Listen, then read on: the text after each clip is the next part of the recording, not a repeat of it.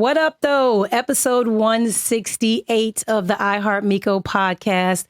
I am Miko Grimes. What a special day. Before I get started, that was Frankie Beverly. We're sending you some Essence vibes with that music. And to my left, my guest, Jemele Hill. What's going on? Finally, yeah. I heard the street's been wanting this. The street's been wanting a sister-girl conversation between us. Yeah, definitely. So I'm pleased to be here. Thank you for having me on. Yeah, so before we got started, we were talking a little bit, and I'm jealous right now because you're going to Essence this weekend. I am. It'll be a big weekend. I'm there. I'm the subject of a panel in the sense it's a Q&A. Somebody's interviewing me about myself. So, and then on Saturday, I'm interviewing Kamala Harris, and on Sunday, I'm interviewing Beto O'Rourke.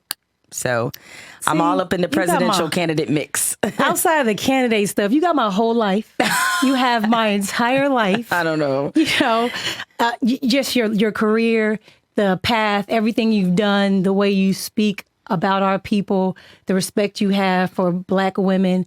I mean, I've idolized you a little bit for a while. I'm gonna try not to be a little stan, but okay. I've been waiting for this moment for probably about 3 years. 3 years now, and I was just like, you know what? She's never gonna come on my podcast. I'm just way too ratchet. I'm too wild. That was not the case at all. But given that you always speak from a position of truth, I thought that the only circumstances under which I could come on this podcast is when I was freely able to speak my truth. Mm. And so the reality is that you clearly working at ESPN, that's not to say that I didn't speak truth while I was there, but it is to say that it would have just been it would have been difficult because it would have been probably an email chain and some face-to-face conversations. And I was like, you know what? I'm not even going to go through all that. I'm going to wait till the time is right. Now, granted, 3 years ago, I didn't think it was going to be right now. Fast forward, to right now.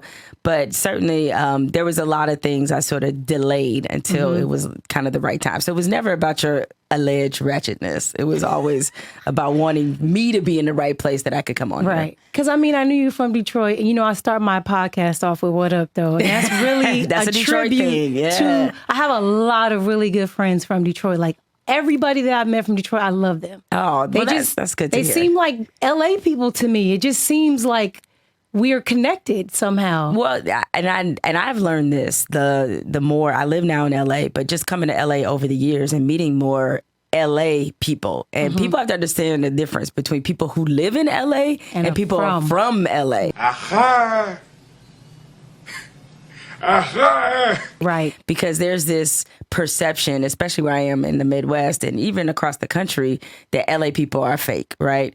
They're talking about people that live here, that came here for a particular reason to pursue certain dreams and just kind of the industry. Claiming us. Right, and claiming LA. And it's just like, no, you meet somebody from Inglewood, where you're from. You meet somebody who's from LA, totally different vibe. And so it doesn't surprise me that there is some level of chemistry between Detroit and LA people, because it's very, very similar in terms of how they behave.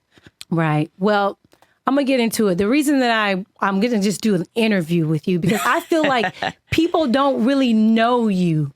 Who is you? They know what has been on ESPN. They know about the beef with Trump and just the drama. And I just wanted to educate people on who you are. What your interests are, who you be with. And where you came from and why you're like this and how you got where you were. And I also want to know, too, because there's a lot of questions, like I told you, I've been wanting to ask you. So I already obviously knew you were from Detroit. You always rep in Detroit. But, like, what part of Detroit? Because I know like the people that I know from Detroit, they're like, no, I'm not from Detroit. I'm from this. I'm from this. I'm from this. They're real specific. So I don't really know the breakdown. So are you from the actual Detroit? I'm from the real hood, not the rap hood. So I'm from Detroit, West Side, specifically went to Muffer High School. And so real Detroiters, you sort of know. Whereas you could tell somebody's whole life story, maybe not the details of, who the mama is or who the auntie is, but if somebody says, yeah, I'm from Detroit, I went to, I'll name another high school. I went to Cass. I grew up on the east side. You're like, okay, all right. I see where you're from. I understand.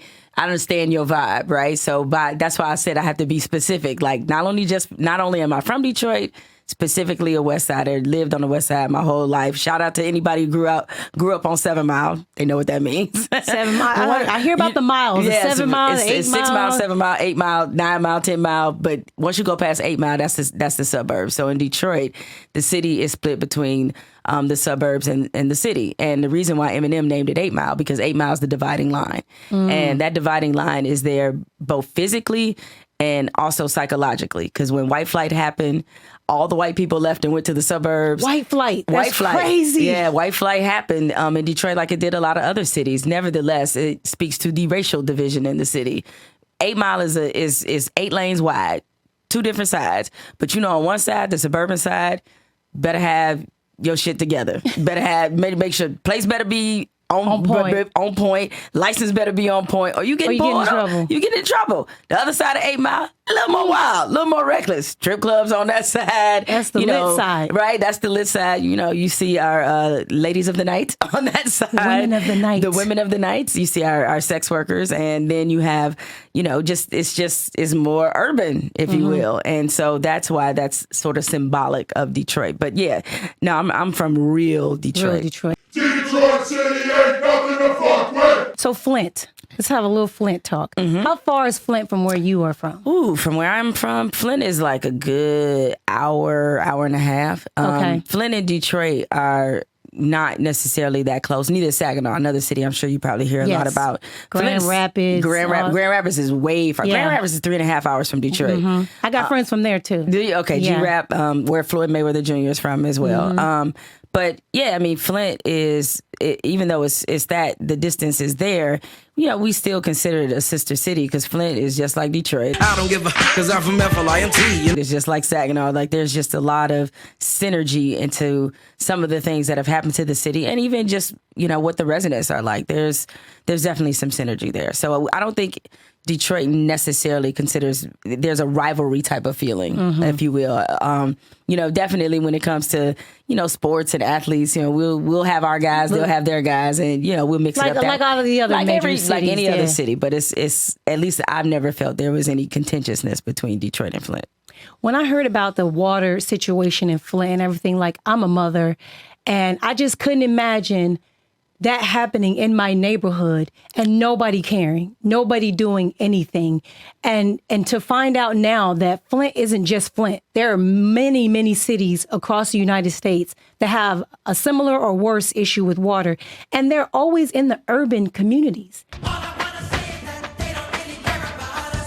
Does that bother you? Yeah. Well, what's so interesting is that as much as we have branded ourselves as the best nation in the world, and if you travel outside of the U.S., this is not to say that other countries do not have problems. Of course they do. Right. But we have this very nationalistic, egocentric attitude about America. And when you start peeling back the layers of the prettiness, when you get beyond the teen picture, that you will find that a lot of the devastating problems that happen elsewhere are either just as bad here, worse, or we have experienced something very similar. And, people in this country go hungry every day. And we have a hunger problem. We have a homelessness problem. We have people who don't have access to clean water, health care, which those are traits we ascribe to third world countries. Well, let me tell you, what are we doing? And honestly, Flint, between the water situation, the educational system, and there's some pockets that are really kind of trying to rejuvenate. So I don't want to make it sound like Flint is destitute, but Flint, if you held Flint up to some of the problems with employment, income, all those things to some third world countries, Flint would either be below that or right at that. Now that's fucked up. Right. And so I think people need to, and I don't say that to make anybody from Flint or anybody who has people in Flint feel bad. It's just what I'm not it is. but it's what it is. And it's time that we understand how much we have inflicted harm on our own citizens, especially obviously Black people. Now, when you see something like what's happening in Flint and you see our country sending off millions and billions of dollars sometimes to fix other things or work on other things, and they refuse to put the money into Flint. And then I hear your governor, ex-governor, Rick Snyder, you heard about his new fellowship at Harvard? I've heard some rumblings of it, but I didn't full stop with him. But like, I have a feeling that's probably how it is. I didn't dive into what exactly was happening. How do we have hope? How do we feel positive knowing that he allowed this to happen on his watch, and now he's getting credited with a whole nother great opportunity to screw up somewhere else? And it's like, how do we feel happy moving forward? Like, you should be punished, right? There should be reprimanding situations and things happening to him, and he's just moving along, getting better and better, making more money. His life is fine, right? Meanwhile, there's been hundreds of thousands of people, generations. It's not even hundreds of thousands of people. Understand this water problem is generations of people. Yeah, because people there have children who have ingested this water. It's the trickle down effect. We probably won't know for years, honestly, and. Somebody needed to go to jail. And the fact that won't happen, there was a lot of people, not somebody, a lot of people needed to go to jail over that degree of neglect. But, unfortunately, there's always a soft landing spot for privileged people. And, the same could be said for Rahm Emanuel in Chicago. It's like, look, Chicago's a great place to visit, but Chicago's a mess, and he left it a mess, and he contributed to the mess.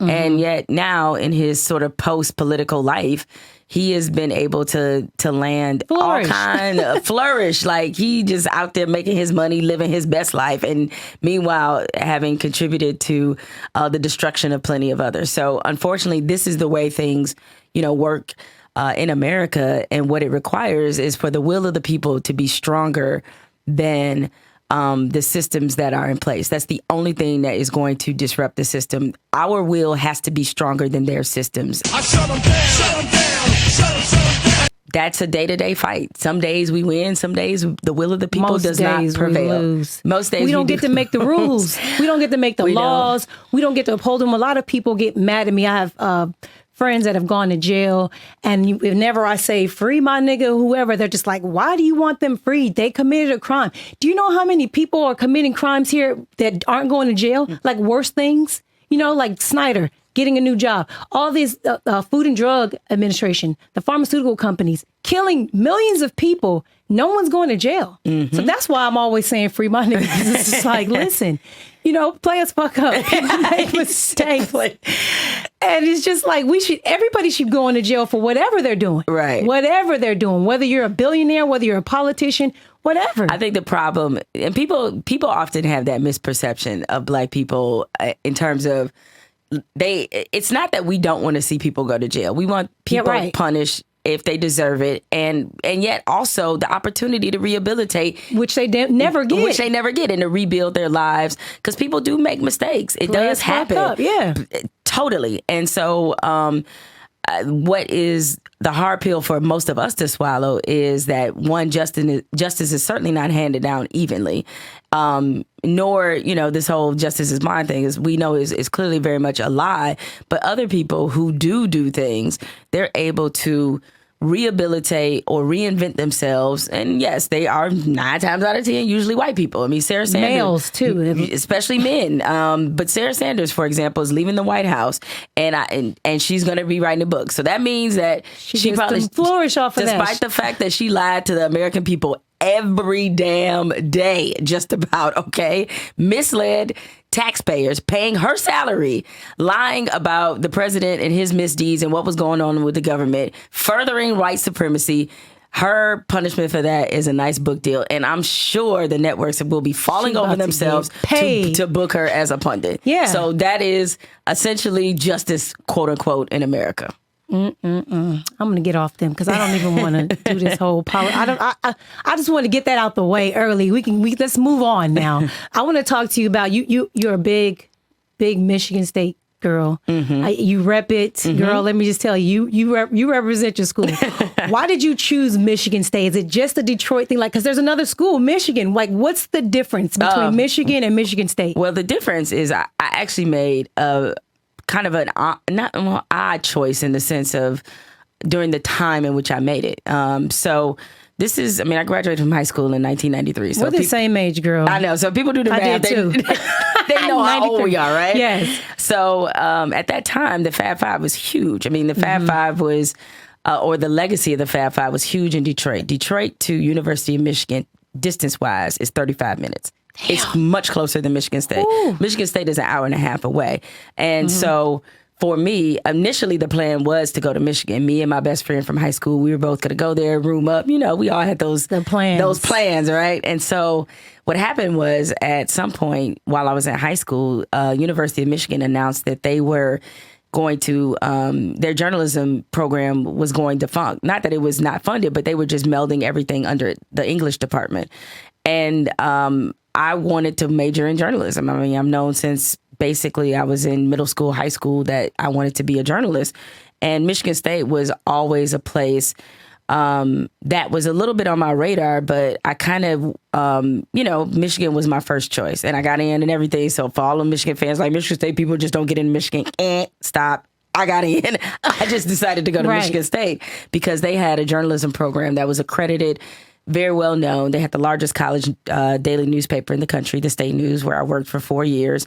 And at that time in high school, I was working in the sports department of the Free Press, answering phones. And a lot of people at the Detroit Free Press, one of the two major papers in Detroit, they went to Michigan State. So they were putting the pressure on me, and they were, they worked the magic. They worked the magic, and it worked. And so I went to Michigan State, and I went there as a Michigan fan. And I did. I went there as a Michigan fan because I went there for academic reasons. I went there to be a journalist. You have to make the choice that's best for you. Totally. And that probably was the right choice. It was sort of an arranged marriage, and I wound up falling in love with my partner. What can I say? Right? I became a huge Michigan State fan as a result. Now, I went to college here. I went to Cal State LA, Division II school, but I always wanted to go to an HBCU. Really? So what happened? Well, I was recruited by Tennessee State, and I just was afraid to leave. Now looking back, I'm like, I should have left. There were so many other schools that I could have gone to, but I should have just left. But did you ever think about going to an HBCU? I did. My 4 schools that I targeted during the time when I was deciding on college were Michigan, Michigan State, Clark Atlanta, and FAMU. And FAMU, they had gotten a huge fellowship, a huge amount of seed money from Knight Ridder, which used to own the Free Press, the Miami Herald. It was a family-owned newspaper group. And they got a huge amount of seed money to start a journalism program and a journalism school. And that's what attracted me to FAMU. I had some connections there, journalism-wise. And so I wanted to really give FAMU, I wanted to go visit and just, really make that kind of decision. But my mom wasn't with it. She wasn't with it. I mean, Detroit, Tallahassee, Florida. You would have been out there twerking because back then, that's when Luke. Oh my God, popping. That's when it was popping. You're right. You would have been out there. Don't stop. I mean, I already was in high school, but that's beside the point. But so there was that fear on her part. She was like, "No, you can't go that far away," which. In hindsight, I should have let my mama boss up on me because she did not pay for me to go to college. Oh, she didn't? No. Oh, so she really didn't have a say in the decision. And I don't know why I made it feel like she's mama. So I had to listen. But it is, why going through that experience is why some of my friends now who have kids who are college bound or who are already in college. Yeah. And wanting to pursue internships in different cities, I always tell them, don't put your insecurities off on your children when it comes to moving away. Yeah. It's that at some point you have to trust. Yeah. You have instilled enough good sense. And they'll make the right decision. You can't always be there anyway. Correct. Even if they're in a local college, you can't be there. You Not can't 24/7. Yeah, you got to let people grow and learn. Totally. And nothing makes you grow up faster than living on your own and living far away. Experience. And you want them to experience outside of their world. But I get it. Parents want to hold their children close, but a lot of times they do it because of what they don't know about the outer environment. So I always advocate that for parents. Like, let your kid, if you live in LA, your kids want to go to someplace in Maine, let them go. Yeah.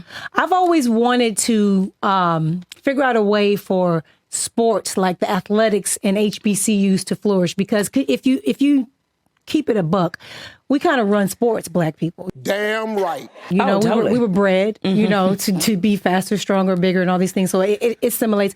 But what do you think it would take for Black athletes to take all those talents to HBCUs so that those schools can flourish and make money and get better TV contracts. And, just if we're going to be paying all this money to schools, I feel like we should go to Black schools and help them flourish because they're struggling, It's ironic that you are asking me this question because I have already, the piece is in edit now at The Atlantic where I'm a staff writer. And I did a piece, I think it will be out toward the start of college football season about you shining. What would happen.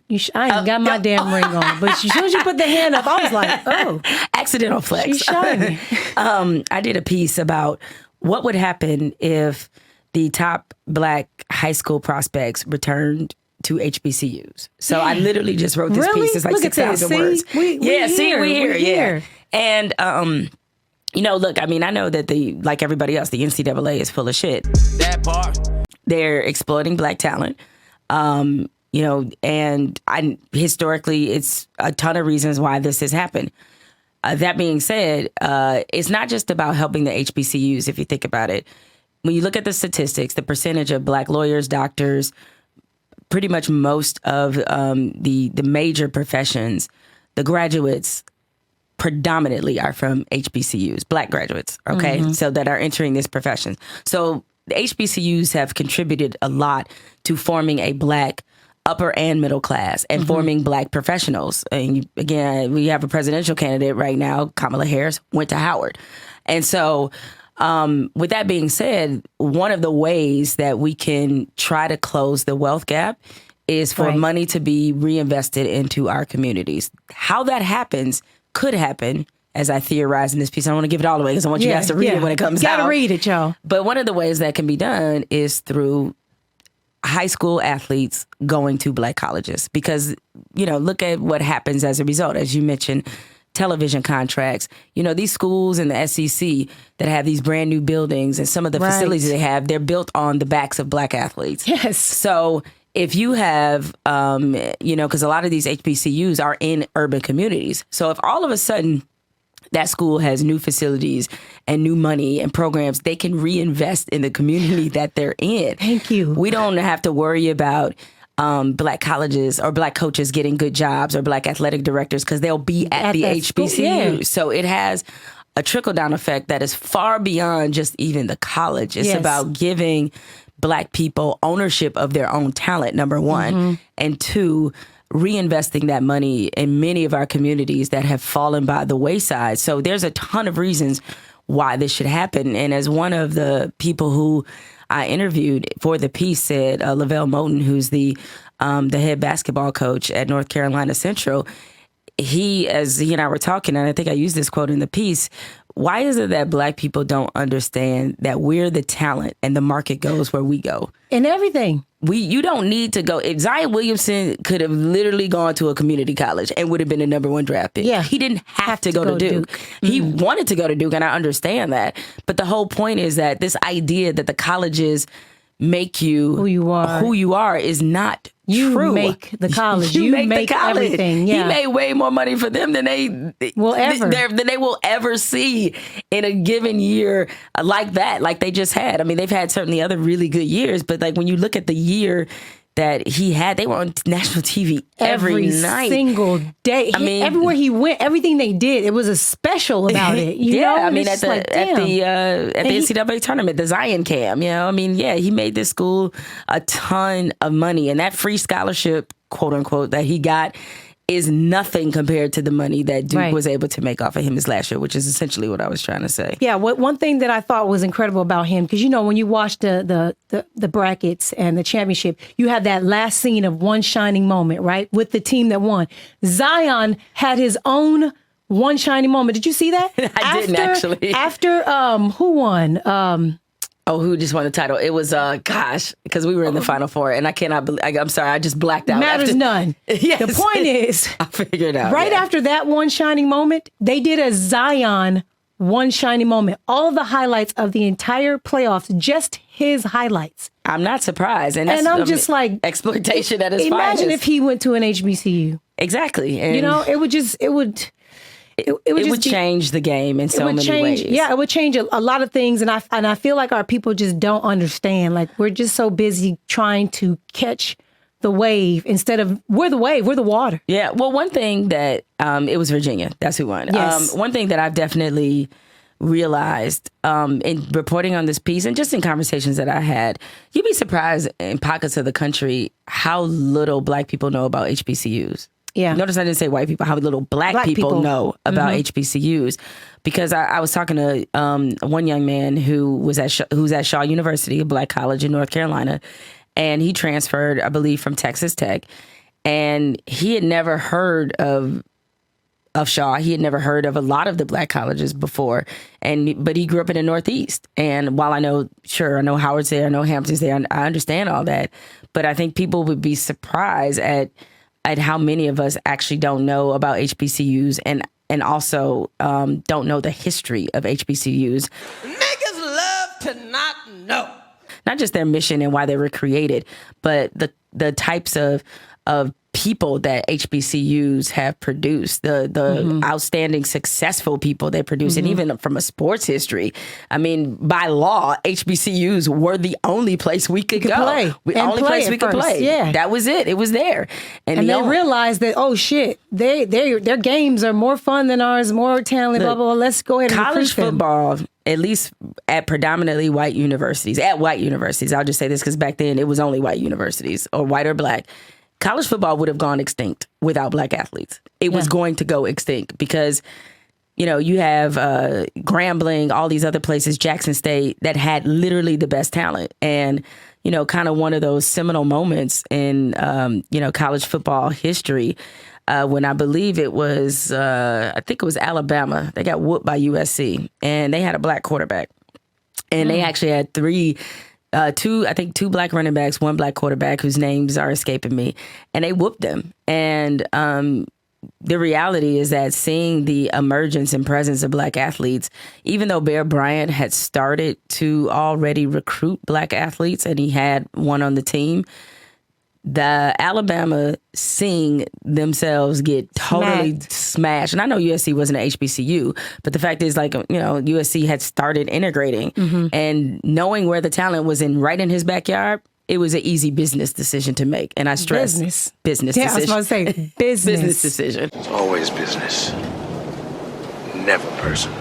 So earlier, you said that you knew since you were in middle school and in high school that you wanted to be a journalist. So did I. Oh, okay. I grew up here, obviously, and what I used to love about journalism is, I was always a tomboy. I've been playing sports since I was 6 years old. Same. And just and so I couldn't wait to get the Sunday paper to just read. Like, that's how I learned about my favorite athletes. That's how I got the stories about their life and if they had kids and what they like to do in their free time. Like, I used to be so excited to read the newspaper to learn about, my favorite player. That's, back in our day. Yes. Back when there was no technology.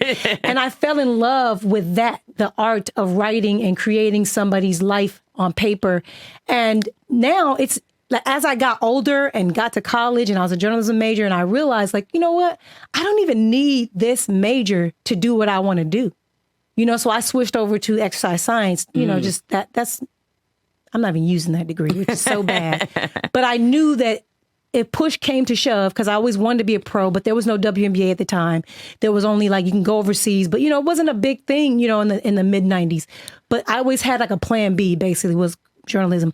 And I realized that I fell out of love with my dream job because I just started to see that people write anything. They will write whatever. Yeah. And it's Bible. And then when you find out the truth, there's no repercussions. There's no, I apologize or I need to retract that. I learned that in that field, people can literally say whatever they want. And it doesn't have to always be true. This was in the era where people weren't suing just yet. But, I kind of fell out of love with the sport of journalism. And then I started to do research on the people that are where I want to be one day.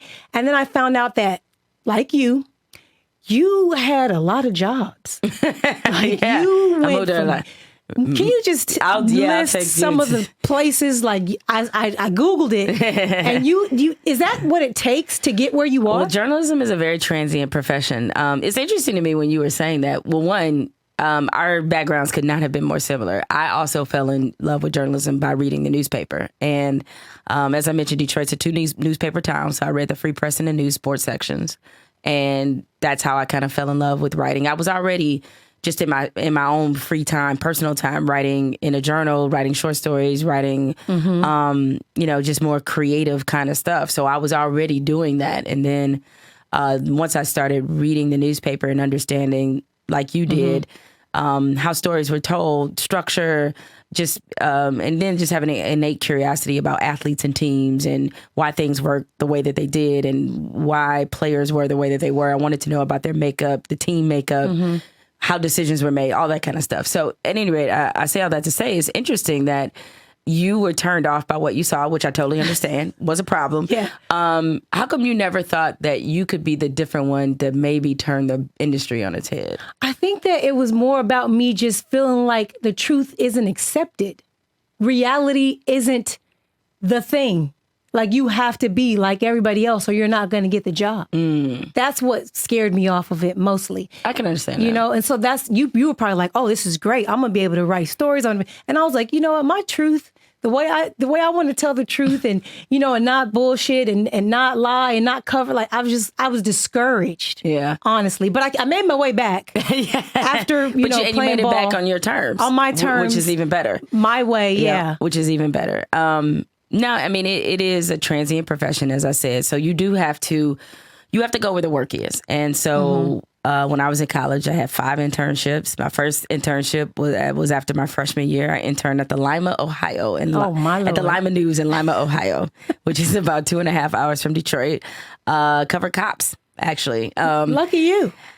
Cops, you know what? Covering cops in sports is very similar. I believe it. Yeah, covering police departments. Because most of them were athletes that just didn't make it. Yeah. But it's just the way that the flow of information is very similar. Put it this way. Every police station, every police media department that they have or media spokesperson, they all just like Bill Belichick. That's all I gotta say. They all just like that.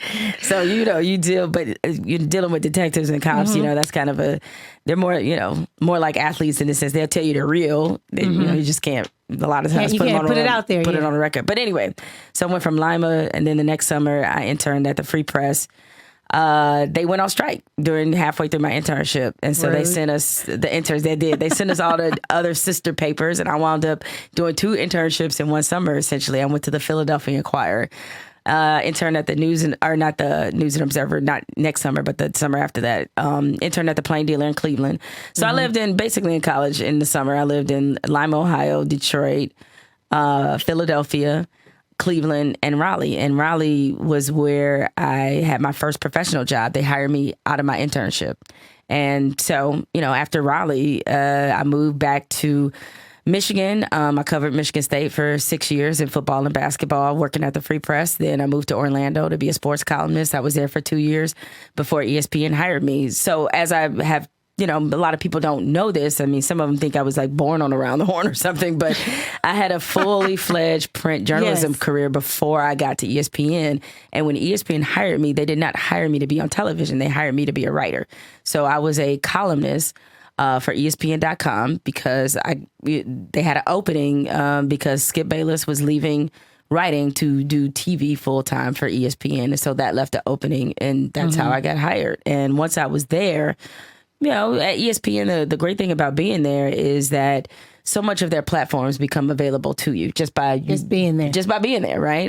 And so eventually somebody reads something you wrote, they think it's provocative, they think it's, good, they think you've proven your opinion, and they want to stick you on TV. And that's kind of what happened. Is like I started doing Stephen A. Smith's Quite Frankly. I started doing Outside the Lines, and then I started Next thing I know, I was on Cold Pizza, which became First Take, and then Jim Rome was Burning, and Around the Horn, and Sports Reporters, and so you just wind up in this Just rotation. got on it. Yeah, I mean, and the good thing for me is that I didn't take TV very seriously at all. In the sense, I was serious about what I said on TV, but I wasn't one of those people. Like, that wasn't like, oh my God, I'm on TV. Exactly. I'm about to be the shit. Yes, exactly. Everyone look at me. I was never wasn't that feeling it like that. Nah, I was never that way. And I was never somebody who felt like they needed television to justify or validate who they were. And so I wasn't TV thirsty. And I think because I wasn't... It came to you easily. It came to me, and I always was on TV. I always was myself on TV. There are people that are on TV sort of playing a different person, if you will, because they have a niche, or they feel like that's what will connect with viewers, or that's what will keep them talked about, however it goes. But I was never that way. And as a result, I fell into a TV career. And so my last, I was there at ESPN for 12 years. So for the last 4 or 5 years, I was on television every day. So it just really happened very organically. Now, I know that you were living in Bristol. I was. I did a bid. You did a bid. I did a bid I know in there Bristol. was several black girls in Bristol. Did y'all have a gang? Was y'all a crew? I know that we were all up there. So it's funny because let's see, when I got there, this is the other thing too, is that I was single when I moved to Bristol, and right? that's what I'm saying. You in Bristol? That's a totally different experience. There was no dick out there. Like, what was y'all doing? I ain't saying it wasn't out there. I'm just saying that wasn't necessarily it was out there. coming my way, but it's man, because you're in a bit of a single desert out in Bristol, and I damn sure wasn't dating nobody at work. Like, that was never going down. So okay. So yeah, I mean, for single people who come to ESPN, it can be kind of tough. And all the married people love it. The married people with kids, because the school system is so good there. And it's Connecticut, good family life. They enjoy that part of it, and that's no knocking it. But when it was me, Carrie, and so when Carrie got there, I don't think I had moved to Bristol full time yet, but Carrie was actually really good friends with my best friend from college. And my girl from college, Kelly, she had told me, she was like, you got to meet Carrie. She's the shit. I know y'all gonna hit it off. It's gonna be all good. And so I remember I sent Carrie an email like the first week she was at ESPN. And weeks go by, months go by. She didn't respond. I was like, I know this happened. She left you on red. She did. And then she finally sent me an email back, and she said that she apologized. She was like, I just figured out how to work my email. She had never even looked at it. Oh. She had never, because she didn't know her password. She hadn't set anything up yet. So she's like, I did, let's get together. And really, one of the reasons I reached out to her, not only because it was a new black woman, and I was so excited they hired a black woman, especially one to be on First Take, because honestly, I didn't think that was going to happen. I just did not see them putting a black woman on that show, right? And I had sort of had like a tryout for it, but because I hosted the show for a couple weeks, and moderating wasn't necessarily in my wheelhouse. Because you have an opinion. Yeah, and I was so used to giving my opinion since day one, so it wasn't really the most natural fit. And so I didn't really think that was a job that was really right for me. And I don't think they thought it was right for me either. So it was kind of mutual. But nevertheless, as you know how the rumor mill goes, and how it is when you're fighting for real estate at a place like ESPN, is that there was this misconception that I wanted the job, and that because I was going to be salty about the fact that they hired another black woman to take they try to put y'all against each other? They did. And so before that shit even got started, I wanted to reach out to Carrie and say, let me tell you what this is. And I also wanted her to know what she was getting into. I mean, to be honest, giving her a heads up. Giving her a heads up and saying, hey, I know some of the dynamics and politics on this show. This is, keep your head on the swivel, all right? For real. And especially just in this building in general.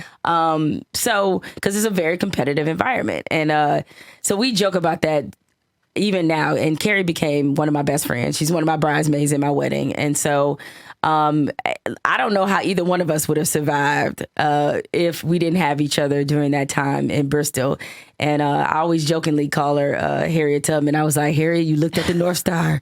You got on out of here. And I was, not too far behind her. So yeah, I mean, it was a lot of us, were really cool with one another. A lot of Black people. Obviously, Mike Smith is still one of my closest friends. My former TV partner, Michael Eaves and Elle Duncan. It was a lot of us that were really, really tight. Did y'all click up? Did y'all ever have little pajama parties? Totally. Not necessarily pajama parties. We had a lot of parties though. Yeah, but like house parties. When y'all get together, play spades, dominoes, listen to music. Michael Eaves, my last year I was there, Michael Eaves had the flop house. He had the barbecues. It was his crib. The get-togethers. I mean, before I had a going away party that was epic. And so so the party started at his house, and then we took it to another establishment. Won't say where. But if y'all use y'all imagination, y'all might be able to guess where we went after that. Right. And so my wheels are turning. Sounds like my kind of night. Yeah. No. So spades and get-togethers and all that kind of stuff. I definitely had a crew that I miss. In Bristol, and I don't miss living in Bristol, but I definitely miss that crew because I met some really good and became close to some very good people there. Yeah, I have a good friend that lived up there named Adrian. She worked for ESPN. Oh, I know Adrian. And all that stuff that happened with the sexual harassment and all that stuff, it was messy. And I just can't believe ESPN got out of it. Like, they really kind of got away with a lot of stuff that was going on. Well, I can only speak to the fact that because I'm often asked about my experiences there regarding that in particular, because before I got there, that was an issue. At least I was led to believe before I got there that really was an issue that was a real problem. That's not to suggest it wasn't a problem after, but there was this time period where ESPN went through a really like frat boy kind of environment, and that preceded me. And then when I was there, it was this huge scandal that happened with Steve Phillips, the former Mets GM. Him and an intern. I mean, it was on the back pages of all the New York papers. He was on the Today Show, for crying out loud. And so that was, that when kind of a lot of their history, was drug up, and so it was interesting to see them try to make this kind of change from being the company known as that, or known with that boy, to that to be proper. And look, I realize my experiences may have just been different in part because while I was there 12 years, I only lived in Bristol for 4. So for 8 years, I lived in Florida. Yeah, because I was still a writer, and the TV stuff I had to do, I would just come in, spend 4 days there, leave, go back home. So I wasn't a part of the culture of Bristol until I started doing TV every day. And I never had any problems in there. Nobody ever tried to grab your pussy or give you a close hug. No. What would you have done? Like, because I people have asked me, like, Miko, have you experienced this? I said I've had 2 experiences that I can really remember. One of them, I pulled a gun on a nigga. Miko's got a gun. Because I was sitting and he was standing very close, talking to me about all the things that he could get done for me when I was in radio and how he could help my career. But he was standing this close. This is where his dick was. Whose dick is that? No. Yeah, I'm on the balcony smoking a joint before I went on the air because I'm illegal as shit. But what they got a balcony for? We can't. Everybody else went out there to smoke cigarettes. I was smoking a joint. And he came out there and he was standing next to me. You don't need to be this close, first of all. And I pulled the gun on him. And I was like, dog, will fucking shoot you. And so I feel like just my energy tells people not to sexually harass me. I don't know. Well, I often stop short of saying that because I don't want to it seem like it was just that easy. No, and not just to seem like that it's that easy. I don't want to ever put the onus on women. Like, we got to change our energy in order for somebody not to harass. People who are intent, harass you, whatever. Regardless. They're like, her skirt was short, she wanted it. Exactly, no, they just out of pocket. Yeah, so I never had to... I've had to check people at ESPN on some racial shit, but never on anything on that end. But I've certainly talked to women there who, experienced some incidents that they had to take to HR or something like that. So I've certainly and I've tried to counsel them in the best way I knew how. I mean, my main thing is like paperwork. Paperwork. Gotta put some paperwork on them. Gotta have some ink on it. Gotta have some ink on it. Gotta have a record so it sticks. Yeah. So you've been suspended a couple of times, right? You know what I'm saying? I have. I was offended when you got suspended and with the Hitler conversations. I deserve and that one. But no, because Lou Holtz. I know He what people said say. something I know. to nothing happened to him. And look, so you knew you were going to get suspended. no, I actually didn't. You didn't know. I didn't know. You didn't say it like, fuck it, they're going to suspend me. I'm just going to say it. It happened, and then you were like, damn, that was an okay. accident. Like that was okay. not. That was not intentional. And look, some people have tried to sort of give me passes in the sense of by pointing out Lou Holtz. And I remember when that happened, it was like my suspension. It was almost like getting resuspended again because suddenly everybody was talking about me. And anytime you have your name associated with somebody like Hitler, it's not a good thing. But, but I've always been somebody who believes in tunnel vision. I'm just worried about my damn self. What they choose or didn't choose to do to Lou Holtz is on them. And I think, the evidence kind of speaks for itself. The only reason I say I deserve the suspension is because I was really disappointed in myself. And there are certain references I don't think you should play around with. And I did. And I didn't take it seriously enough. And as a writer, I'm responsible for what I write. Sure, an editor approved it. I did not post that story myself. Okay. Right. I wrote it got past some people. It got past some people. And I could, if I wanted to play the blame game, say, well, they my editor. Why did they just take it out? And the person didn't because they obviously did not think it was going to be as big as it was. Yeah.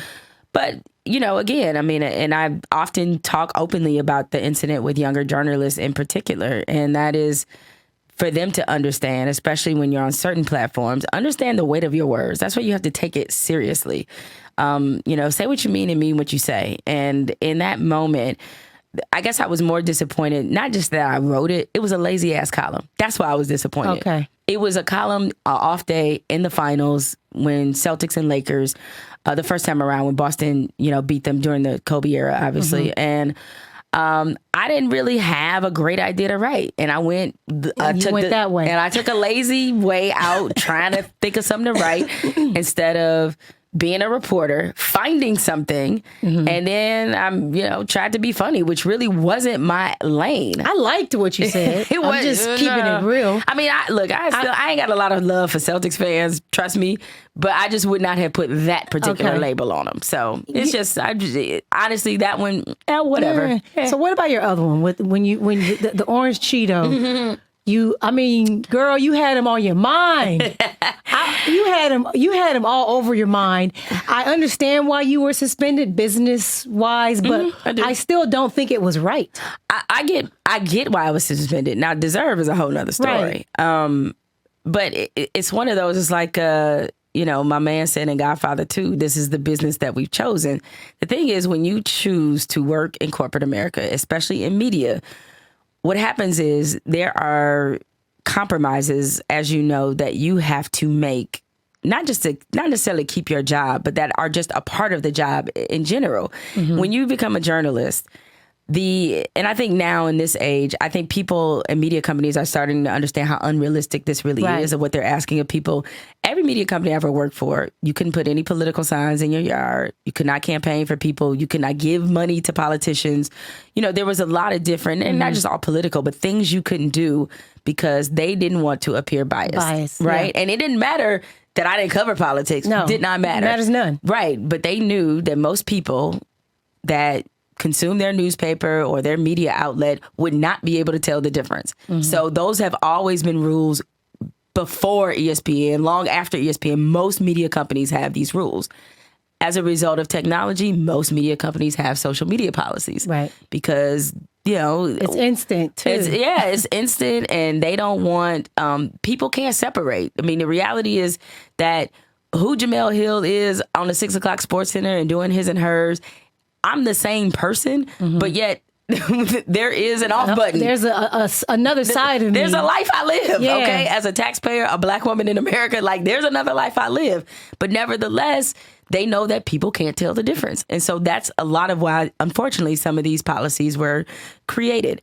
Now, did I violate the ESPN social media policy with Donald Trump? Hell yes, I did. I did. There ain't no question about it. I mean, it says it very much in black and white. It said it before. We are not to make personal attacks. Honestly, I I didn't really think it was that big of a deal. I didn't think what I said was really that controversial. Because it's just, they made it bigger than it was because you were just pointing out like, yo, if you really want to fuck with them, right. this is how you do it. This is what you do. Yeah. Oh, well, you're talking about, so I guess we should differentiate. It's the two of them. It's two of them. So there was the Donald Trump tweets that, were heard around the world that I did not get suspended for. Right. And then it was the NFL. When Jerry Jones made that comment about how he was going to, he was going to bench, fire anybody or that cut a player who kneeled. Like, dude, you can't be serious, right? Yeah. It just sounded so plantation It sounded owner. so racist. It sounded so very master-ish. So very much so. I was like, okay, so overseer here. All right, fine. So my thing was, what I thought was unfair is, of course, naturally, understandably, black people were like, oh, hell no. Y'all gonna let this white man talk to y'all like this? Y'all gonna let this white man tell you that you can't play for him or play for the Cowboys over this national anthem? Dez Bryant, Dak Prescott, Ezekiel Stand Elliott, stand up for yourself. Y'all some sellouts if y'all play for Jerry Jones. Meanwhile, you sitting there watching the Cowboys every week. I'm just saying, yo, why you can't expect them to do something that you're not ain't gonna even do? And wait, what you are doing, what you would have to do is so much less because it doesn't come with you jeopardizing the livelihood. All you gotta do is turn the channel. That's it. Turn the channel. Watch something else. Yeah. There's plenty of programming. We all got Netflix at this point. Right. A lot of shows. Okay. So if you that riled up about it, my point was the only way you will get the NFL to stop trying to suppress these players is if the black people and the people of color, just people, period, who felt like their policy and their, and their entire mentality about the kneeling and protesting players, if you want that to change, the only way it will is if you stop watching it. Yeah. Otherwise, hit their pockets. Yeah. Thank you. That's the only Otherwise, way. you just talking. That was talking. it. Yeah. Apparently, that was a little too much. Were you proud of that one though? Were you mad? Did you feel like I wasn't mad would at you all. take any of that back? Hey, that's one of those, as my mama used to say, she always told me that if I was ever involved with a dude that ever put his hands on me, she used to say, just bring me cool miles and put some money on my books. Boom. And that's how I felt about that one. Well, just put some money on my books. It's okay. I like that. I get it. I told him then, I was like, I know you got to do what you got to do. I got to do what I got to do. It's okay. Like, we can both be right in our own way. So it is what it is. I just took it. Yeah. It was 2 weeks, 2 weeks off. I was proud of you, first of all, just for the show, His and Hers. What a great show. Thank you. Y'all was just two homies. We were. That's what we wanted the show to be. It was two homies. And, I don't watch ESPN. I don't really support the channel. They don't fuck with me. They've emailed me. I've gotten emails from people. I've done something. My book is going to be great, by the way. But I used to watch your show, and then they made you the face of ESPN. And I was thinking to myself, what the fuck is ESPN doing? Jemele is going to turn up. It's Jemele. They done made you the face of the brand. I believe, in my opinion, they did that to silence you. So, no. People have to understand. Like, are you talking about when we moved to the 6 o'clock sports center? Yes, SC6. Yeah. Okay, so this is what people got to understand out there, boys and girls, is that was a promotion. It was a big one. No. I trust. No. To me, it comes across like, look at how I'm looking at it. And I could be totally wrong. That's why I want to ask you. I see it as, here's a big ass check. Here's the face of ESPN. Why do you even need to talk about all that other stuff? Forget that. We're going to make you wealthy. We're going to put you on a platform where you're the shit. You are the face, so you could be quiet. So that's how I saw it. No, that was not the case. A couple of different dynamics were at work. One, if you recall, during that time, they were blowing up ESPN too. Yes. Okay. Mike and Mike had dissolved as a partnership or was in the process of dissolving. I'm not exactly sure on the particular timeline, but either it had already happened, was going to happen, or happening. One of the two, which we knew. First Take, they were going to move to ESPN, off ESPN2. First Take was our lead-in, which left us. Now, it used to be the way they wanted, the grand plan was to have, news, live events, ESPN. ESPN2, especially during the daytime, they wanted to brand that as being the commentary space. So you have Mike and Mike, First Take, us, and at one point it was Highly Questionable and Sports Nation. We were all boom, boom, boom, boom, boom, right? They did that on purpose. So once we saw the other dominoes that they were moving shows, it was like, it's only a matter of time before they come for ours and not moving it. Because we had asked to move. We wanted to just move to E1 and they were like, we can't. We can't move you guys to E1. They never talked about canceling our show or anything like that. But just frankly thinking ahead, we're like, man, they ain't gonna just leave us here on ESPN2 just by ourselves, right? Out. Exactly. So it was like, that's not gonna happen. So we were just kind of thinking about, you know, what we wanted to do. 6 o'clock Sports Center never entered our mind. They came to us because they felt like they needed to add some pop to that hour. Some black. However you may interpret that. Because 6 o'clock has frankly for years been a trouble spot because there's no new video, no new highlight to show you. It's 6 p.m. 6 p.m. Everything's already been out. Everything's been out. And if there is a game coming on, it's coming soon. It's right. It hasn't happened yet. We have nothing. So where, to me, the critical mistake was we should have, they pushed back. It was one of our first sort of indications. We were on different creative pages. We didn't want to call it Sports Center. We wanted to just call it His and Hers. And just, you know, essentially, because they loved all the things we did on His and Hers, and we were bringing those with us. I mean, my God, within the first couple of weeks, we had a different world intro. Stand behind me, come what may. I know now that I'm ready, yeah. For I finally heard him say, it's a different world, ooh, than where you come from. Yeah. So we were doing all the stuff that we used to do. But it's just when you have that Sports Center label, it can be so overpowering because advertisers, like Sports Center makes a ton of money. Advertisers want Sports Center. They want the label. They want the brand. And so they were like, we cannot get you to, you can't change the name. Sorry. You have to stick with 6 o'clock. And so that builds the expectations in the viewer's mind. Like they expect highlights. Even though it's 6 o'clock, we're like, we ain't got no highlights. We ain't got nothing to show you. I mean, we can show you some old shit. All right, cool. But you already saw all day. All day. And then it's, you know, you compete with phones now. ESPN is not the only source for highlights. You can get it literally anywhere. So we were up against it from that standpoint from the beginning. Creatively, I think, and they gave us no indication that they wanted to change us. And I think the problem was that early on, and this persisted pre-Donald Trump, we had a lot of battles. And we were trying to figure out where the Sports Center brand began and where we ended or where we started. As like we were trying to meld two brands that didn't go together. Right. It's like there's His and Hers and Mike and Jemele and there's Sports Center. Those are not the same things. And they loved all the cool, fun, crazy shit that we did on His and Hers, but a lot of the stuff we did there just didn't fit at 6. So it wasn't trying to silence us. They underestimated how people feel about that time slot. Underestimated. Like Scott Van Pelt has one of the more unique Sports Centers, right? I mean, he's got the intro, from Timberland, and you know he's got the little the church, his whole studio, right? Everything is just. But he can do that because why? Scott Van Pelt follows live events. You know what follows live events? Huge audiences. Yeah. Fans do. Anytime you're right behind a live event, you're going to be lit. Because people aren't going to change the channel. If you kick it off quickly and it's right, they're going to stay. They're going to stay there and watch. And he has things to show them, right? Yeah. And so that put him in a little bit better position. So the reason it didn't last is because we did not, it was a few things. One, I mean, it was creative infighting, as I said. Trump thing happened. We also, at the same time, there was a major management change. So the person that brought us in, essentially the GM and coach that drafted us, was no longer our GM and coach. Was fired? They weren't fired. They just moved. They were moved to a different area, I should say. And so the person that came in was more of a traditional Sports Center guy. So we were going to already be on different pages.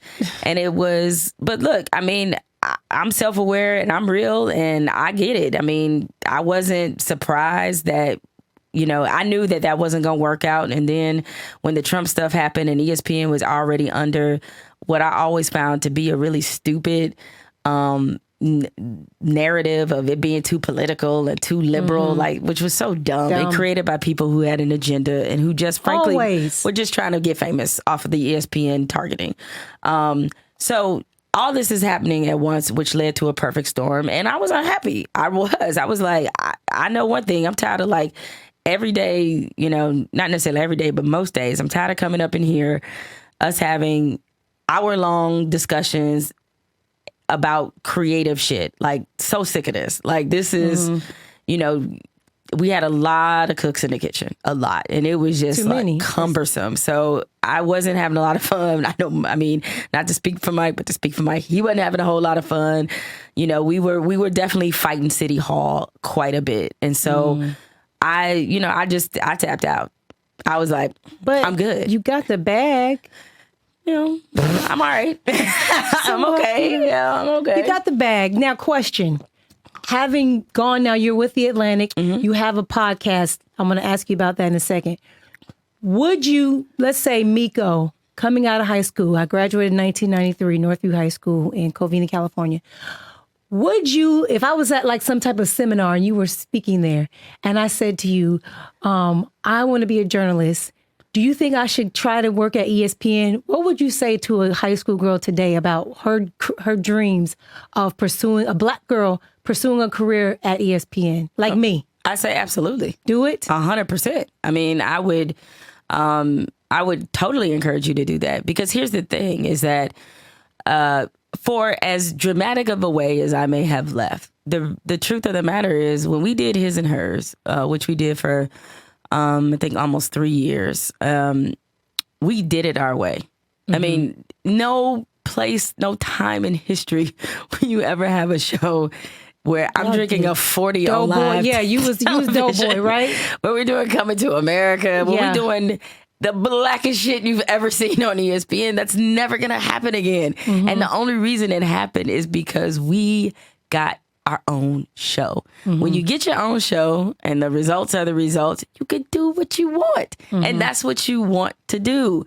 And look, you may not change the entire culture of ESPN, but you can make it your own. You can make it your own. And I did that for 12 years. I made whatever I was doing my own. And there's still a lot of room to do that. And look, I get it. I know people look at ESPN as, you know, this super corporate place, which it is. It's very corporate. It's owned by Disney. That's just the realities of what it is. But it's still, you know, in terms of our business, in terms of people of color who are in positions of authority as talent, behind the scenes, they got some work to do. But as talent, you know, I don't agree with everything Stephen A. Smith says or does. But the truth of the matter is he is a Black man who is the face of a billion-dollar company. Stephen A. is that face. Yeah. Period. And so it's just... You get on my nerves, too, girl. I know. I try so hard. You know, I try to support my people at all costs. You know what? One thing I don't like about him is I think that someone feeds him information from my podcast. Really? Yeah, because there are certain things that are not on TV that no one's talking about. And then he will never credit his source. He'll always say, a friend of mine, you know, showed me this. Streets is talking. And people will send it to me and be like, yo, you the only person. And I'm like, you know what? It's cool. You know what I'm saying? But I just feel like, I personally feel like I do my part to support the people in my field, but nobody fuck with me. They don't support me. I'm seen as like this bad person because I have chosen to fight equally. You know, I will fight with these owners. I will get in the mud with them like a pig and play around right along the fuck with them for my husband's career. I'll say you have a different view of it, though. Yes. Like, I mean, a lot of us, obviously most of us on TV, if we talk about NFL owners or players, I mean, we talk, literally, we're speaking from a position of not being on the inside. Right. So and we never don't know. sitting in meetings with and them never and sitting in talking meetings, to them. so we don't know. Yeah. And so I just feel like a big part of why some people don't support me is because they don't understand, they don't know, and they listen to whatever is being told. There's so many stories people send me about myself that are not true. And I just be like, Jesus, like, goddamn, I know I'm fucked up. I know I do wild stuff, but it all has a reason. I don't just go out here out of my way to disrespect people. Like, I have a life, a great life. I have a great family. I'm having the time of my life. When I address something, it's because it has been brought to me, and now I got to check you. I'm never just sitting at home going, let me see, I'm bored. Let's see what shit I can start right now. And that bothers me. But I still support Stephen A., even though there's some things that he does. Well, I think, it's funny, and I found this is something Black women face in particular, and especially Black women who are married to professional athletes. And while there is just this idea that if you are a Black woman and the way people perceive it is that you hit some kind of lottery ticket. Right. You like this pussy ain't the ticket, first of all. You cashed in some kind of lottery ticket, right? And so because of that, because you have reached the ultimate bougie dream and are able to be married to a professional athlete, then therefore that means you got to shut the fuck up. And I'm like, it don't work that way. No, it doesn't. And so I find that to be... Because, I see some of the comments, and people may not agree with her. I'm not saying you have to agree with Aisha Curry or Lala Anthony or any of these otherwise. What I do know is horribly unfair is that people feeling like they don't have a right to have an opinion. And I'm like... Just because you married an athlete, suddenly your opinion doesn't you can't matter. say anything. Your identity doesn't matter. Your opinion doesn't matter. You're nothing but a gold digger. Exactly. Always just a gold digger. Always. Like men can't just love somebody. Like they're not capable of being loved for who they are. Well, the other part, this doesn't necessarily apply to your situation. The other part of it too is that obviously, even if you are, they don't mind. So why you worried about it? Why you tripping? Well, okay. Like if I'm a gold digger and they know this and they've chosen me, like why are you worried about what somebody else is doing? Thank you. It's like, okay, big deal, right? I mean, as my girl said to me a long time ago, she was like, I may be a gold digger, but it's a lot of dudes that's willing to be dug. I was like, oh, okay. Yeah, they handing out the shovel and telling you to dig right around them. They do. You know? So, yeah, not your fault. Right. Okay, biggest misconception about you. One of the biggest ways people got you fucked up. Niggas got me fucked up. Oh, niggas got me fucked up. Not today, not the one fucked up. Oh, niggas got me fucked up. Oh my God, can I touch your hair? Well, it's two ways. One, I think people think that I'm super serious and just super Buttoned up, tight, yeah, not professional, necessarily tight, but they mature. think because of what I say about race, about how I'm quick to check white privilege, that I'm walking around mad. They always think that Black women in particular, that if we voice, we're angry Black women. yeah, that we're angry, and I think people think that I'm angry and I'm upset and all this other stuff. I walk around with my lever on mad, and that could be further from the truth. I'm pretty happy. I'm very happy. And I'm a very laid back person.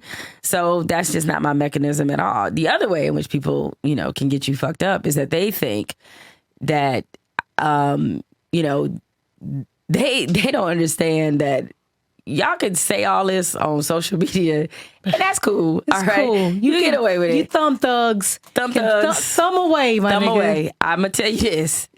Bring it to my face. Please don't. Girl.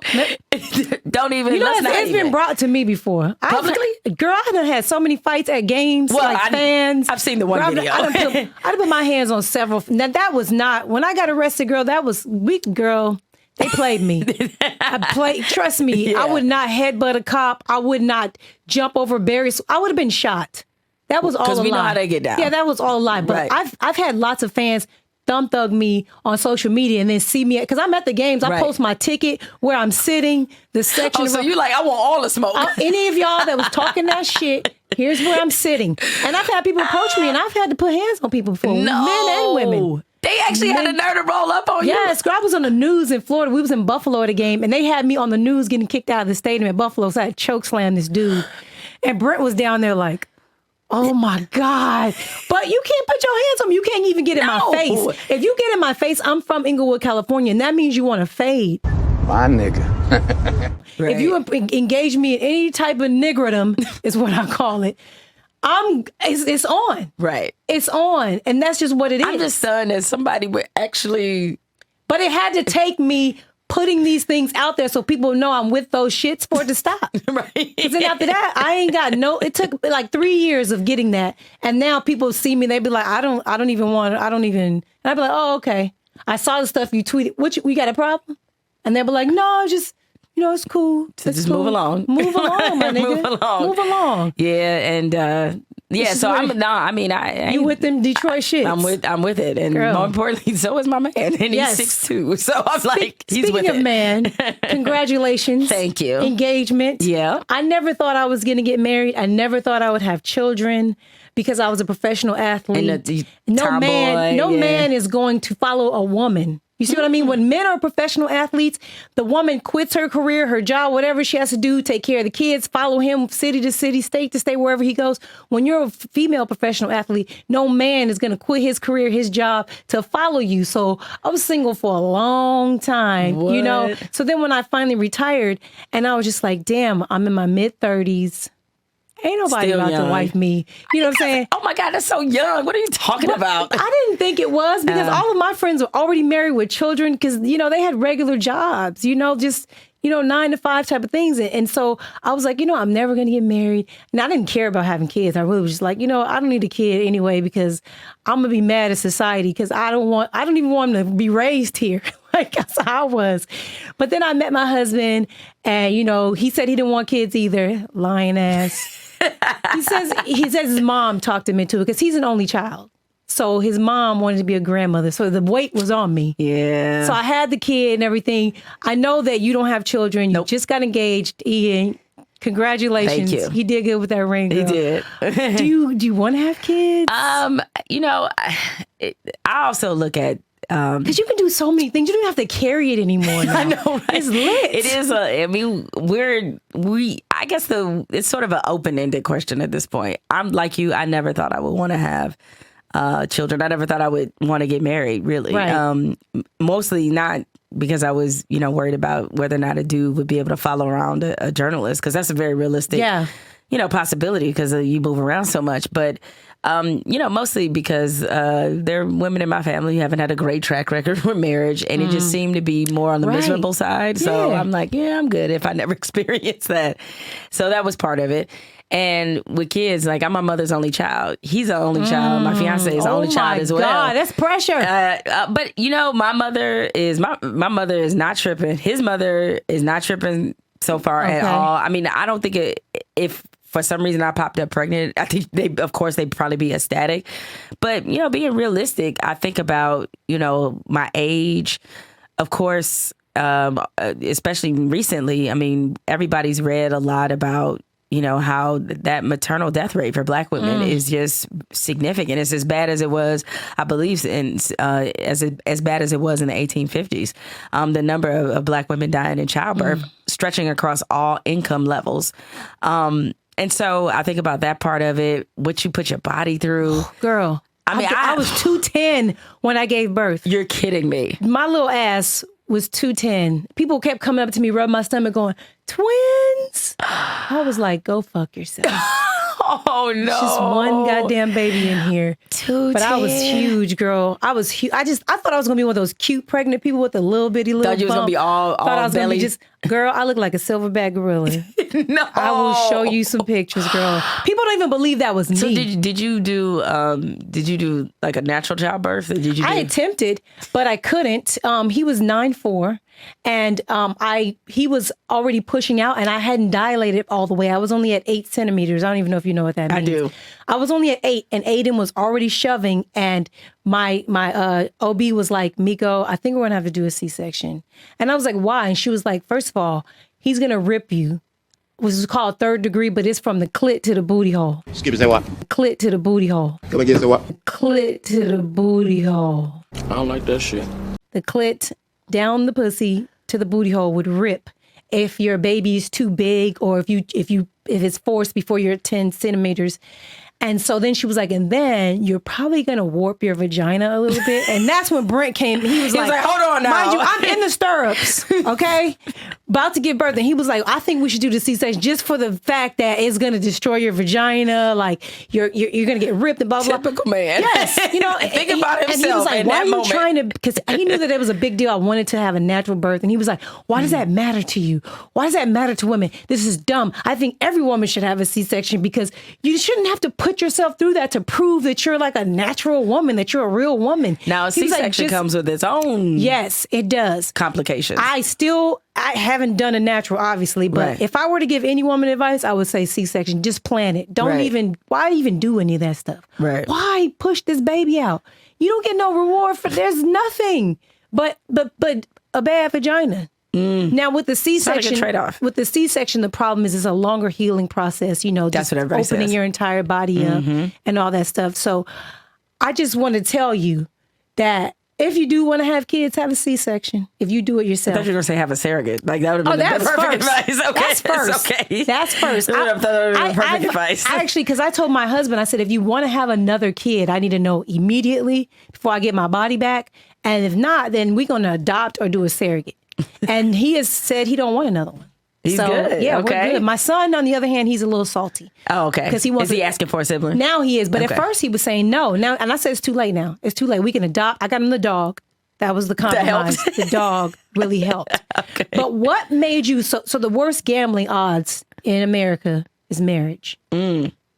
Why did you jump? Why did I decide to do Why this? are you shaking these Well. dice, girl? I'm married, and let me tell you, it is hard fucking work. Is that Rodney? Hey, Rodney. We got company. Yeah, we got company. Rodney, Jemele. Nice to meet you. Pleasure to meet you. Okay. How Yeah, are you? the cameras are here and here. Hey.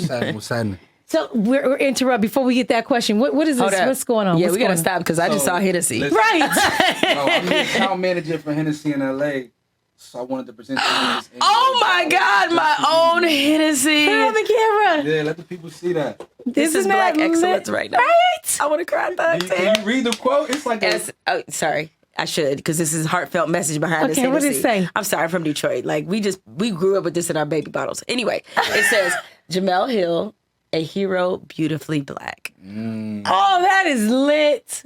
Look at him. That's dope. That is What so a nice Say of hi to you. everybody. Get down. Lean down. Said, oh, my fault. I'm 6'2", you know, Bay height, so sometimes Oh my I God. have to do that. Thank you so much. That's very wonderful. I appreciate that. You want to hang out, have a seat real quick while we finish? Why you shaking these dice though? I know, right? What's up? Well, you asked me why would I do it. Well, obviously, I found somebody I felt like it was worth taking the risk, if you want to see it that way.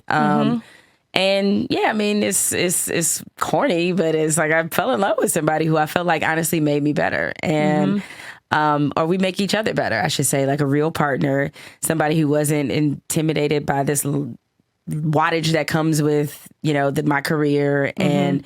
That's why when I got suspended, the first place I went was to his house. You know what I'm saying? You need that. Yeah. You might need a good You know it. So a good after somebody suspended you. some suspension sex, is that what it is? yes. Okay.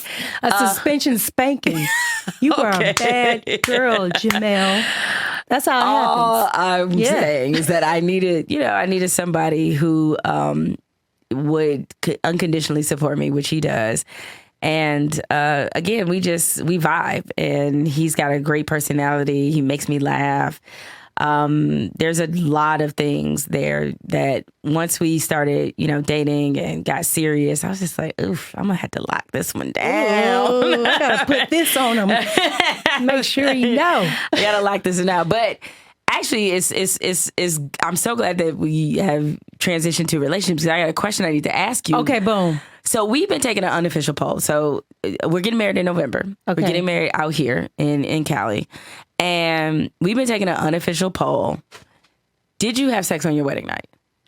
Yes. Well, I got married twice. Both times? Yes. It was a yes. Yes. It was a yes. Yeah. Okay, because Most people don't. Most people don't, right? Yeah. That's what we have been hearing from people. We almost didn't. The second one. The first one, we eloped. We went to that's Vegas. why. We were broke. Okay. People think professional athletes or all of them are millionaires. No. My nigga was broke. Yeah. Not broke, but you know what I'm saying? Like, we didn't have money. We didn't want to get into a marriage in a debt. A lot of people Understood. take out a loan for a wedding. Yeah. We didn't have the money he didn't have the money to let me have the wedding I wanted, so we went to Vegas. We definitely had sex that night. And the second wedding was when he got his first contract. And that night we got married. We lived in a country club in Atlanta, Sugarloaf Country Club. So we got married on the golf course at the country club and everything. So afterwards, we just literally took a little trolley to our house, and we have a 6-bedroom house there. And we told all our friends, do not come over. Okay, because we wanted to get it popping. Right. Every time we try to go to the next scene, do something, the doorbell is ringing. So they came anyway. It was a whole oasis in my house that night. All that was my friends to this day be telling me like, girl, that wedding was lit. I'm happy because a lot of fantasies were fulfilled. I had a lot of single people, a lot of married people. Okay. So it was some mingling on. Yes. And I tell my husband, who's ringing the doorbell? He's like, don't worry about it. Don't, because he knew I was going to like try to regulate. And he was like, no, you just lay back down where you was, stay in that position. I'm going to get the door. I'll be right back. But yeah, we got it popping. Okay. Because that's one of our concerns. I mean, he did a poll of his married friends, and I think it was like 60-40, right? And not sex. 60-40 had sex. Had sex. But it's the more people he asks, he sees it's like it's kind of even. And then my married girlfriends that I asked, it's been like 90-10 did not. Because of the day itself. It's not because they didn't want to. It's been the reasons why people didn't. It's either been too tired because of the whole day or too drunk. Yeah, I was shit, girl. But that's when I do my best fucking. I ain't gonna lie. I'm hammered. I'm not trying to have drunk sex on my way. That's like we grown. Like, no, that's not. We wait till the next morning. Like, sleep this off. And you gotta consummate the night. You might just have to just let it happen. Whatever. You sound like him because he's like, he's talking about something you see in Game of Thrones. You gotta consummate. You got to that night. The sheet gotta, the sheet gotta be wet. It gotta be some juice on the sheets when you wake up. Well, it's allowing us to develop a game plan for the night. Like, plan it. Yeah, just like, okay, so we gotta take some 5-hour energies. We gotta make sure tiredness is not an issue. Yeah, and I was fucked. My bachelorette was the night before. I threw up in the strip club, girl. See, I didn't that's get where in. you went wrong. Yeah. That's where you went wrong. Why would you have your bachelorette the night before? Well, because I got married in Atlanta and all my friends came from LA and my family from St. Louis. So everybody was in town just for that weekend. I couldn't do my bachelor a week or two before because then people can't afford to go fly travel out there twice. So I had to cram it all in one weekend. It was Memorial Weekend. Oh, in even Atlanta. worse. But let me tell you. And the next day we had a barbecue pool party at my house. So it was a whole... Oh, y'all was doing the most. And everybody was there. And girl, let me tell you, that's when I heard all the stories the next day of everything that happened the night before. It was fun. But we planned that. Like we knew that weekend was going to be stressful. It was going to be exhausting. And we were just like, we're going to get it done though. Because I don't get to see my friends that much. Since I got married, I barely was coming home, to see my family, my friends here. So I wanted to make sure all these people that was spending, because they don't have the money that we have. And so they're spending their money for a weekend in Atlanta because that's expensive because Memorial Weekend, getting hotels, flights, all that stuff. I wanted to make sure that I wasn't lazy on their dollar. Right. Do you know what I mean? That's like, real. That's I wanted real. to make sure that it was worth it for them to come. There was a bachelor. We had a dinner first, then we had he had his bachelor, I had my bachelorette next day, but it was a night wedding. So, okay, I was like, please tell me this 6 p.m. wedding. Started late. 6 p.m. wedding. The reception went till 3 a.m. where we left. They were still going? Yes. And then the pool party started at noon, but it was an all-day thing, so you come whenever you want, but it started at noon. Oh, my goodness. And it was just a 3-day, it was a fun 3 days. You just plan it, mentally know this is what you're getting into. Make sure you're rested. Make sure, you got everything in order, and just make it fun. Hopefully it's your only one. No, yes, it will be the only one. I can imagine doing this again. Girl, I'm never getting married. If me and my husband don't work out, I'm never, ever. I got mad love for those who are able to do it 2 and 3 times because I'm like, I don't know how y'all do it. Like going through this deep of a process, not even just with putting together a wedding, but just the day. Just make it. And then you're stressed out. You want to make sure everything is going right. It's a lot, girl. But it's worth it. I refuse to do it. So that's what I'm saying. Like we are really trying to plot this out. Like we're like, look, as much as this wedding costs, we eating at this wedding, we drinking at this wedding, we getting it in. Okay, we getting it in. Yeah. And we have to figure out sort of the sex plan part. It's like that, to make sure that get happens. Everything else in and not that in. We're both done. Committed to making sure this happens. Ooh, you know what you should do? Damn, he gonna listen to this. I'll tell you off the air. Okay, tell me off the air. I'm going to tell you off the air, but we got to go. I done kept you longer than I thought. All good. I want to know if you have any questions for me. Anything you want to ask me? Anything? Because I want to know what you thought of me when you first heard about me. Okay, well, I'll go there first. Let's do that. So Because it was just funny to just see you kind of blow up like over the years or whatever. Because at first I think I started following you on Twitter, and it was just kind of hilarious because I thought you had like a ton of personality. You definitely told the truth. I didn't necessarily always agree with you, but I really respected the fact that you were willing to put yourself out there and sometimes say some things that I would be thinking the same thing. I would want to say the same thing, but I can't. I was like, oh, the way that paycheck work, I can't. Because the bills keep coming every month. I was like, I can't be talking like Miko. There's a couple people that, are generally our profession that you said some stuff about that I was like, dead ass right. And I want to be like, girl, you right. You don't even know how right you are about this. So from that standpoint, that was that. And, I never thought it was, like I told you before, my not having been, on your platform was not a reflection of any kind of judgment I had of you or whatever. It was mostly about the position that I was in. So, and like learning now that you were a journalism major, I'm certainly proud of the fact that you have carved your own niche. But there's a part of me that's like, man, you should have been on a Sports Center desk too. I definitely should have been on one too. But I get it. I had totally those get dreams. it. Even though after I got rid of the dream, whenever I retired is when I was like, I really want to get back into this field. It was always my first love. I always wanted to do it. And I was like, bam, I'm going to retire. I'm going to show up like, boom, let me get a job. And they was like, you got to go to broadcasting school. Men, when they retire from professional sports, they just hand them the job. They don't even know. No, you don't have to go to broadcasting. Well, that's what I was told. Yeah. And so I went to school, but I went back to school and I got certified. I went to CGB, Complete Game School of Broadcasting in Atlanta, did that whole bid, got it done, and then still learned that like you had to do, there's a whole bunch of shit you got to do to get there. But then I met my husband. Yeah. And then it's just like, okay, so you got to make a decision now. You got to decide if you want to be a wife. Yeah. Or everything happens for your career. And I was like, I've already had one career. I've been successful. I have a family now. Let me try this. Yeah. But it's good though that people hear that background because especially when I talk to female athletes, a lot of them don't know that it's possible that a career in broadcasting or radio or journalism is possible. I'm like, you already got the playing experience. Yeah. So you'll be coming from a very informed viewpoint. And then it's just a matter of you getting comfortable being on TV and being in front of a mic and comfortable, speaking. Yeah. That's it. Like that's really it. It's really a friend of mine said this a long time ago, and it's so true. The thing about journalism, even though it is characterized as an academic pursuit, it's really a trade. It is. It's a trade. It's a trade. It is That's what I learned. It's literally a trade. The more you do this, the better you get. Mm-hmm. The more comfortable you get, and the better you get at being yourself in that space. And so while part of me is like, I'm glad you are able to be no filter, because Lord knows if you'd have come through the traditional path of journalism, it might have taken you 10 or 15 years to get to that point. Yeah. And you were able to kind of shortcut that and get to it right away. But I guess, the idealist in me, I'm always encouraging people of color in particular to be in journalism. Because the statistics look really bad. You have, 90% of sports editors at newspapers are white males. 80% of reporting jobs are white males.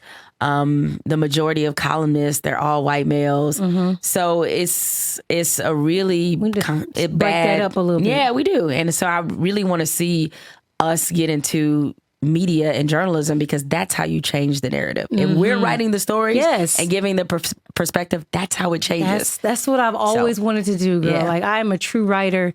To my core, I'm a writer. I've always loved poetry, telling stories. Like, that's just who I am. And then the athlete in me wants to talk about sports, in I can't wait to this book.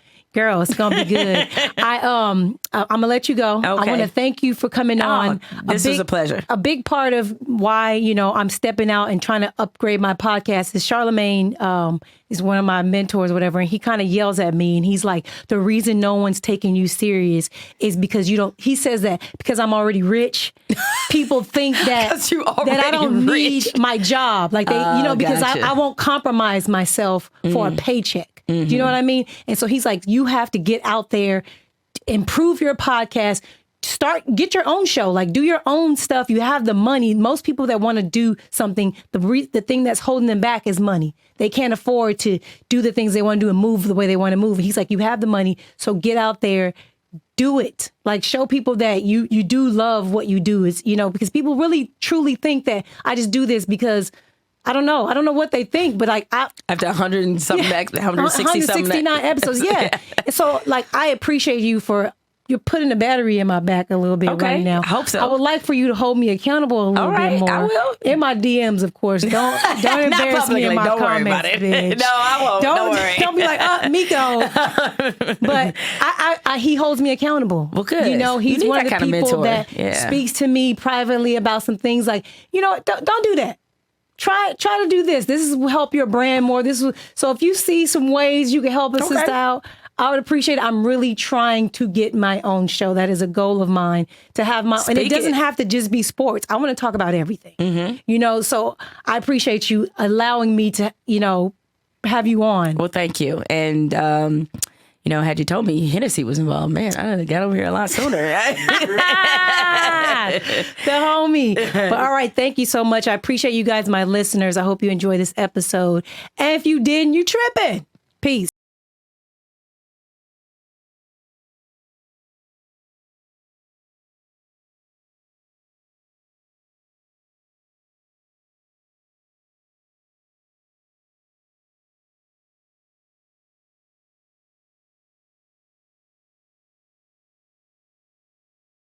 Emoji.